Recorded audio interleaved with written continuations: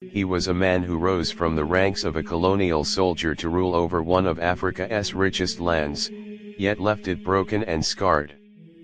Mobutu Sese Seko, born Joseph Desire Mobutu in 1930 in Lissala, Belgian Congo, emerged from humble beginnings in a land still under the grip of European colonialism. His father, a cook for a Belgian family, died when Mobutu was still a child, leaving him to be raised largely by his uncle. From an early age, he showed discipline, intelligence, and a hunger for order. He attended a Catholic mission school, where he excelled in French and mathematics. His curiosity made him a voracious reader of military history and politics, and he often questioned the rigid world around him. At the age of 19, Mobutu enlisted in the Force Publique, the colonial army of the Belgian Congo. The discipline and structure of military life suited him, and he quickly rose to the rank of sergeant. In the barracks, he gained a reputation as serious, ambitious, and calculating. Yet, beneath the uniform, Mobutu nurtured grand ambitions. He knew that the winds of change were sweeping across Africa, as colonies demanded independence and young leaders promised freedom. He began writing for newspapers, expressing nationalist ideas while building contacts with Congolese politicians. When Congo achieved independence in June 1960 under Prime Minister Patrice Lumumba and President Joseph Kasavubu, Mobutu was already near the center of power. Lumumba trusted him and appointed him Secretary of State for Defense, effectively making him in charge of the new Congolese army. But Mobutu was a man who believed in survival above loyalty. As Congo descended into chaos with mutinies, secessionist movements, and Cold War rivalries, he quietly positioned himself as indispensable. Only months into independence, Congo fell into crisis.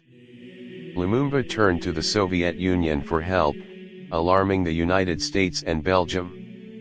The Cold War had found its battleground in the heart of Africa.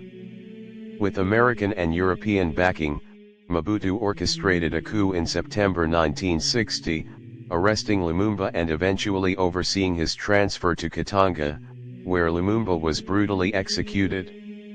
The young sergeant-turned-power broker had demonstrated his ruthlessness.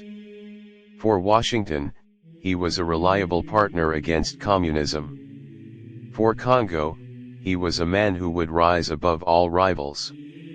Mobutu consolidated his position over the next few years, waiting for the right moment. In November 1965, with the country in turmoil and leadership divided, he struck again. Backed by the army and foreign allies, he seized power in a second coup, this time making himself the supreme ruler of Congo. He declared himself head of state, promising unity, order, and an end to political chaos. As he strengthened his rule, Mobutu began to reshape the country in his own image. In 1971, he renamed Congo as Zaire.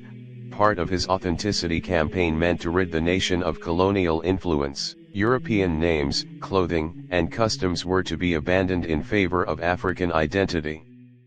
Joseph Desire Mobutu became Mobutu Sese Seko Kukumbendu Waza Bunga, a name that meant the all-powerful warrior who goes from conquest to conquest. He adopted the iconic leopard-skin hat, the staff of authority, and the image of a modern African king. His face adorned banknotes, his portrait filled public buildings, and slogans praising him echoed across the nation. But beneath the pageantry, Mobutu was building a dictatorship sustained by fear, patronage, and absolute control. He outlawed opposition parties, declared the movement of the Popular Revolution as the sole legal party, and created a cult of personality. Those who opposed him faced imprisonment, torture, or exile. Journalists and dissidents disappeared, and the secret police instilled fear in every province. Still, Mobutu was not only feared, he was also cunning. With Zaire's vast mineral wealth, especially copper, cobalt, and diamonds, he enriched himself and his inner circle while presenting himself as the indispensable leader of Africa. The Cold War made him a valuable ally to the West. The United States, Belgium, and France supported him with money, weapons, and political cover, seeing him as a bulwark against communism in Africa. In return, Mobutu opened Zaire's resources to foreign corporations while siphoning billions into his personal fortune. His palaces, private jets, and luxury mansions in Europe became legendary. Yet, for the people of Zaire, his rule was a mixture of spectacle and suffering. While Mobutu proclaimed authenticity and staged lavish parades, corruption hollowed out the state. Roads crumbled, hospitals lacked medicine, schools collapsed, and salaries went unpaid. Zaireans called it le mal zairoi, the Zairean sickness, where corruption and decay became part of daily life. By the late 1970s, Mobutu was both admired and despised. To some Africans, he symbolized strength and independence, standing proudly against Western arrogance. To others, he was a tyrant who betrayed the promise of independence, using power for personal enrichment while his nation sank deeper into poverty. Mobutu Sese Seko's grip on Zaire was marked not only by political maneuvering but also by a lifestyle that bordered on the surreal. While his people lived in poverty, Mobutu lived like a king. He constructed lavish palaces, each adorned with gold and marble, and owned a fleet of luxury cars and private jets. He was often seen wearing his trademark leopard-skin hat, a symbol of his self-created image as the father and protector of the nation.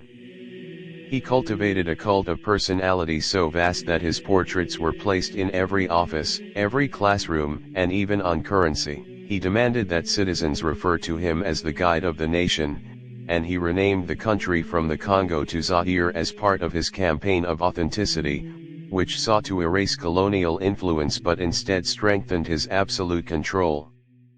Behind this facade of grandeur lay a deep current of fear. Mobutu's secret police crushed dissent with ruthless efficiency. Political rivals were silenced, imprisoned, or executed, often after sham trials that showcased his dominance. Torture chambers became tools of intimidation, and even whispers of criticism could result in disappearance. His corruption was legendary. Billions of dollars of state wealth were siphoned into foreign bank accounts while ordinary Zaireans struggled to survive with collapsing infrastructure, unpaid wages, and decaying hospitals. The world began calling his regime a kleptocracy, and Mobutu himself became the symbol of greed and authoritarianism in Africa.